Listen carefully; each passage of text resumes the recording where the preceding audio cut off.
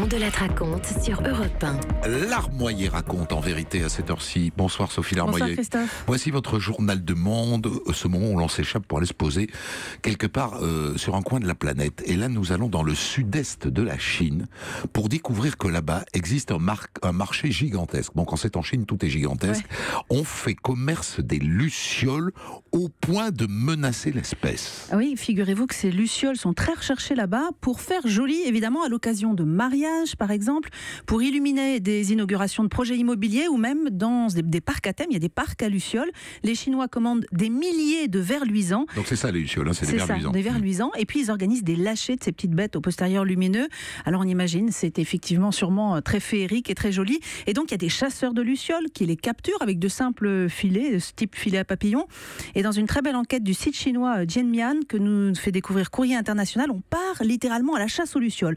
Alors c'est déconcertant de simplicité. Le type arrête sa moto au bord d'une rizière, c'est la nuit. Il met ses clignotants en marche et hop, ça attire les lucioles mâles, ceux qui volent et qui pensent que tout ce qui clignote est une partenaire femelle. Le chasseur n'a plus qu'à agiter son filet pour attraper des centaines de petits coléoptères. Mais est-ce que c'est vraiment un marché qui génère des profits ? C'est énorme. Certains revendeurs ont fait fortune. Un gros revendeur qui fait travailler plusieurs chasseurs peut se faire 1 million d'yuan par an, c'est-à-dire 127 300 €, ce qui est quand même pas mal. Ça fait dans les 10 000 € par mois. Voilà, un autre paramètre nous permet de prendre la mesure du marché, c'est le nombre de lucioles vendues en un mois sur 2 plateformes internet hébergées par le géant chinois du net Alibaba. C'était en juillet 2016. 17 424 101 vers luisants ont été écoulés. C'est un chiffre d'affaires mensuel de plus de 2 millions d'euros. À ce rythme-là, bien sûr, à un moment donné, il n'y aura plus de lucioles. Évidemment, c'est un énorme problème qui commence à être pris en compte d'ailleurs en Chine. Si on ne t'intéresse pas par ailleurs au bien-être de la luciole, c'est un autre sujet. Mais il y a des associations qui s'y intéressent. L'opinion publique aussi se mobilise. Elles accusent ces sites de vente en ligne d'être des exterminateurs de lucioles. Et la pression fonctionne relativement bien puisque les plateformes internet ont finalement interdit leur vente récemment. Les pouvoirs publics localement en interdisent la chasse. Alors évidemment, ce qui était une activité au grand jour se transforme en trafic. Certains revendeurs prétendent ne plus puiser dans la faune sauvage mais faire de l'élevage de lucioles. En tout cas, les spécialistes estiment que la situation est grave et que certaines espèces sont menacées d'extinction. Histoire totalement dingue. La deuxième histoire se passe en Suède. La Suède qui a décidé de répondre aux fake news de Donald Trump. Souvenez-vous, c'était en février dernier. You look at what's happening last night in Sweden. Sweden. Who would believe this? Sweden. Alors, qu'est-ce qu'il racontait là, Trump ? Alors, il faut traduire.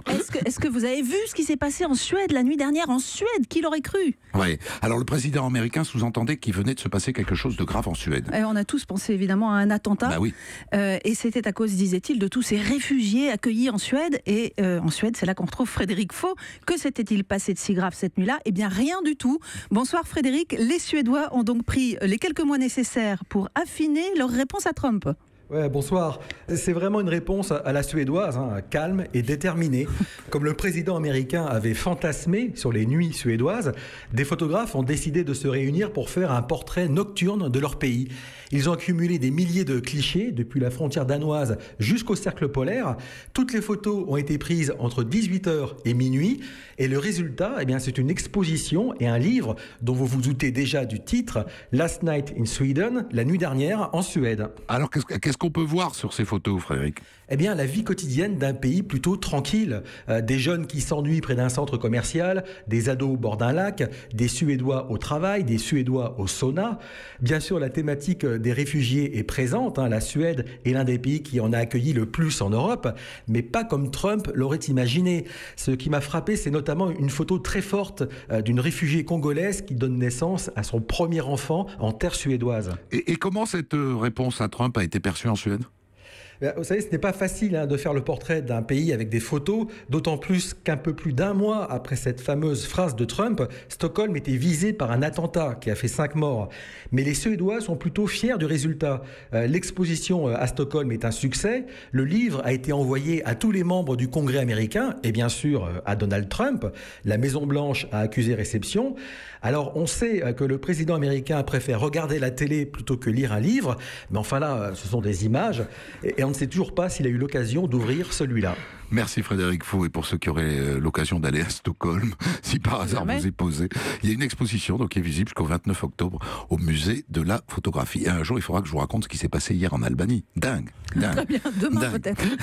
Alors, d'abord une première sur le continent africain, en bref. Oui, dans Marrakech, depuis aujourd'hui même, de grands bus couleur ocre circulent dans la ville et ce sont les tout premiers bus électriques mis en fonction en Afrique, des trambus, 18 mètres de long et qui vont transporter 45 000 passagers par jour. C'était l'un des projets écologiques phares de la ville marocaine promis lors de la COP22, c'était il y a presque un an. C'est symptomatique parce qu'en général, on recycle nos vieux bus qu'on envoie en Afrique et donc là, ils achètent des bus électriques. Ils fabriquent des bus électriques, ouais.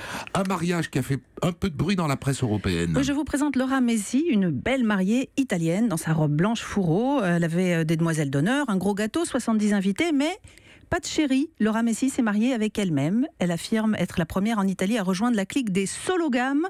Elle dit que si elle aimait un homme à l'avenir, eh bien tant mieux, mais d'ici là, se marier toute seule, c'est une manière de dire que son bonheur n'en dépend pas. La sologamie, vous connaissiez ? Non. Moi non plus. Il paraît que c'est une tendance qui monte. Ouais. Et en tout cas, au Japon, ça fait 3 ans que des agences de voyage proposent des auto-mariages comme ça aux japonaises. Faites-moi penser à vous raconter demain ce qui s'est passé hier soir au Japon. Ok. Europe 1.